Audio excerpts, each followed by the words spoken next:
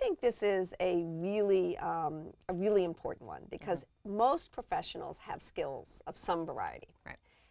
You've got to break them apart and understand them and how you can make them applicable to where you want to go. So let's take a couple examples.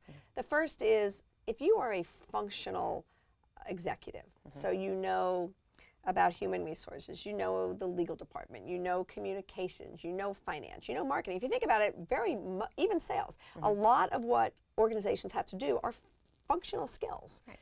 Those are very, very transferable. And in fact, the fact that you're coming from a different industry may make you more desirable because you can bring lessons from one industry to another that can be really helpful. So if you're in a functional area, you are probably the most well-positioned to make a career pivot. It's easy to transfer those skills. But there are things you might not have thought about that are also really transferable skills. If you have been in startups and you've helped scale a company from 2 employees to 20 to 100 to 1,000, that's a very replicable skill, and that's useful to a lot of people.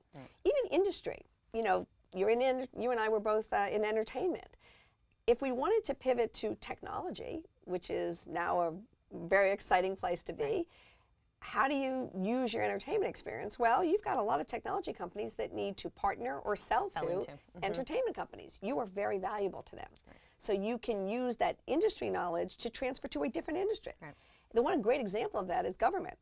If you look around in government, you'll see cabinet secretaries who have been, cabinet secretary of Treasury and then Secretary of State, or head of the Office of Management and Budget and then Secretary of Defense. I mean, the government actually has done a really good job, maybe better than the private sector, of recognizing that there's a core set of skills that if a manager has that, can be put into at the highest levels of importance in the world, can be transferred.